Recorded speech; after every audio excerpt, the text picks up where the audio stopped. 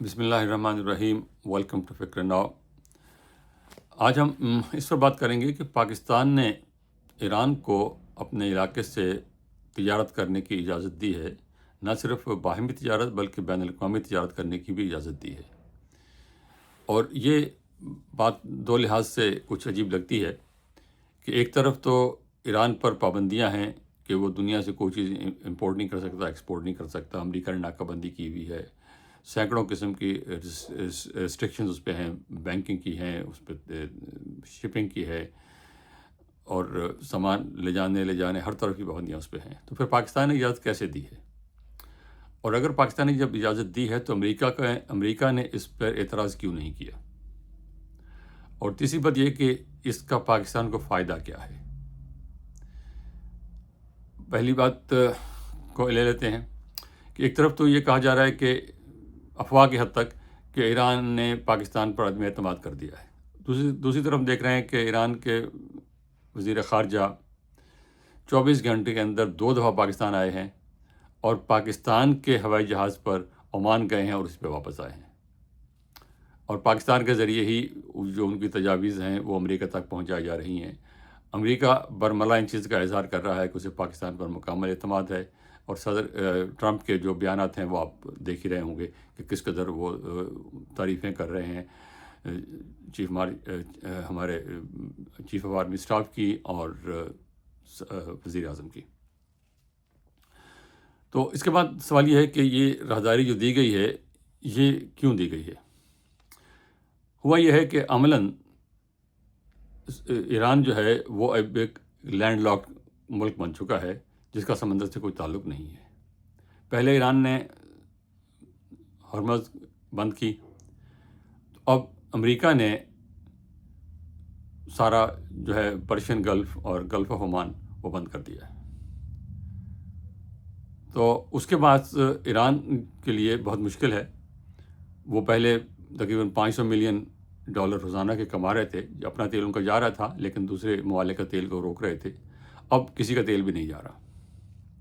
ایران والے کو اپنا تیل بیچنا مشکل ہو رہا ہے، اور جو عرب ممالک وہاں پر ہیں ان کو اپنا تیل بیچنے کے لیے امریکہ کہتا ہے کہ لے آئیں، لیکن ایران ان کو نہیں آنے دیتا، اور ایران کا جو تیل ہے اس کو امریکہ نہیں آنے دیتا۔ اور اگر کوئی اکا دکا سہولت ملتی بھی ہے تو انشورنس کمپنیز جو ہیں وہ اس قدر زیادہ ڈیمانڈ کرتی ہیں انشورنس کہ وہ اس کا پروفیٹیبل نہیں رہتا، اور خطرہ ہے بہت جہازوں کو، اس لیے وہ آتے بھی نہیں ہیں۔ اب پاکستان کو اس کا فائدہ یہ ہے کہ کراچی سے اور گوادر سے جب یہ ایران کا سامان پہنچے گا تو پھر پاکستان سے وہ ٹرکوں کے ذریعے گبد اور تافتان 2 ایرانی بارڈر پوسٹ ہیں، وہاں سے یہ ایران میں جائے گا۔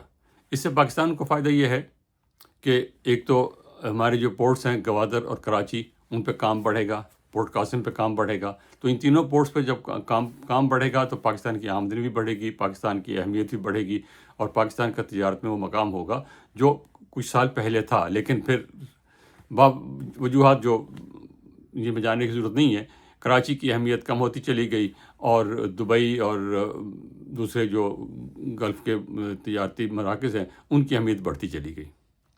تو اب یہ ہے کہ وہاں جو حالات ہیں اس میں ہمیں یہ فائدہ حاصل ہو سکتا ہے کہ کراچی کی، گوادر کی، پورٹ قاسم کی جو اہمیت ہے، کمرشل اہمیت، وہ مزید بڑھ جائے۔ تو یہ پاکستان کے لیے ایک موقع ہے، اور ایران کو جو ٹرانزٹ کی جو فیسیلٹی دی گئی ہے اس کی ایک وجہ یہ ہے۔ اور کراچی میں اور پورٹ قاسم پہ اتنے جہاز کھڑے ہوئے ہیں کہ ان کی باری نہیں آ رہی کہ ان کو ان لوڈ کرنے کے لیے، کیونکہ ہمارے پاس اب وہ سامان، وہ اکوپمنٹ، وہ مینجمنٹ، وہ مین پاور نہیں ہے جس کی ضرورت ہے۔ تو اب جلدی سے وہ فٹافٹ اس پہ کام ہو رہا ہے۔ تو ایک تو یہ ہے۔ دوسرا یہ کہ اس سے پاکستان کی جو ہے وہ اسٹریٹجک اہمیت وہ بڑھے گی علاقے میں، پاکستان کو جو ہے اس کی آمدنی ہوگی، اور اس کے بعد یہ کہ پاکستان کو امریکہ کی طرف سے کوئی خطرہ نہیں ہے کہ وہ اس پہ پابندیاں لگائے گا۔ امریکہ تمام ہر ملک پہ پابندی لگا دیتا ہے جو ایران سے تجارت کرنے کی کوشش کرتے ہیں، لیکن پاکستان کے سلسلے میں لگتا یہ ہے کہ یہ امریکہ کے کہنے پر، امریکہ کی مرضی سے یہ کیا گیا ہے، ورنہ یہ ممکن نہیں ہے کہ اس وقت جب پاکستان ایک ثالث کا کردار ادا کر رہا ہے دونوں ممالک کے درمیان کہ وہ ایران کو ایسی فیور دے جس پہ دوسرا فریق ناراض ہو جائے، اور دوسرا فریق بھی جو ایک سپر پاور ہے. تو یہ امریکہ کی مرضی سے ہوا ہے، بھلے انہوں نے اس پہ کوئی پبلکلی کوئی بیان نہیں دیا، لیکن انہوں نے اس پہ اعتراض بھی نہیں کیا. تو یہ انڈرسٹوڈ ہے یہ بات کہ امریکہ کی مرضی سے ہوا جو کچھ ہوا ہے. پاکستان میں مطلب لاجسٹکس جو سپورٹ ہے، وہ جو سامان لانے لے جانے کی، اتارنے کی، چڑھانے کی جو ہیں ضرورتیں، وہ ٹرکوں پہ لانا لے جانا، سارا وہ جو تجارت ہے، وہ سامان جو ہے وہ بڑھے گا. لاجسٹک ہب جو ہے وہ بن جائے گا. ایک موقع ہے پاکستان کو اپنے آپ کو اسرٹ کرنے کے لیے، جبکہ یہ اس طرح چل رہا ہے سلسلہ. اور دوسری بات یہ کہ پاکستان کی ایران کے ساتھ جنگ کے دوران بھی تجارت بند نہیں ہوئی. بارٹر ٹریڈ جو ہے ایران کے ساتھ چلتی رہی ہے ہمیشہ، اور وہ قانونی، ایک تو وہ جو اسمگلنگ والا سلسلہ ہے وہ الگ ہے، لیکن قانونی طور پر بھی ایران کے ساتھ بارڈر ٹریڈ جو ہے وہ ہے ہماری، اور اس میں ادویات اور خوراک اور دیگر ضروریات زندگی چیزیں جو ہیں وہ ان کا لین دین وہ ہوتا رہتا ہے. وہ انڈر لا ہے، اور وہ جنگ کے دوران بھی بند نہیں ہوا، اور اس پہ کسی نے اعتراض بھی نہیں کیا. دوسری بات اس میں یہ ہے کہ یہ اس چیز کو، اس سہولت کو ہم استعمال کر رہے ہیں کہ ایران سے جا کر اور پھر اوپر جا کے ترکمانستان میں داخل ہوں، اور پھر آگے سینٹرل ایشین ریپبلکس جو ہیں وہاں پہ جایا جائے. یہ پاکستان کا مطمع نظر ہے، اور پہلی ایک کھیپ جو ہے وہ بھی گئی بھی ہے ٹرکوں کی، جو تاشکند پہنچی ہے. اور اس میں پرابلم یہ ہے کہ یہ راستہ لمبا ہے، اور ظاہر ہے جب راستہ لمبا ہوگا تو مہنگا بھی پڑے گا، اس کا فیول کا خرچہ آئے گا، دن زیادہ لگیں گے. تو اس لحاظ سے یہ رہتا مہنگا. تو سستا تو وہی ہے کہ افغانستان کے ذریعے، لیکن افغانستان میں جو حالات ہیں وہ آپ کے سامنے ہیں. وہ پچھلے کوئی 40 سال سے جو ہیں وہ وہاں بلکہ 50 ہی ہو گئے اب تو، 79 سے آنورڈ، کہ وہاں پر جو حالات ہیں وہ تجارت کے لیے صحیح ہیں ہی نہیں. وہ ہمارا جو گیس پائپ لائن کا تھا کہ ترکمانستان سے افغانستان اور پاکستان اور پھر انڈیا گیس پائپ لائن جائے گی، وہ بھی کچھ وہی نہیں ہوا. پاکستان تک بھی آنے کا اس کا کچھ نہیں ہوا. افغانستان میں بننی شروع ہوئی تھی، پھر وہ بند ہو گئی.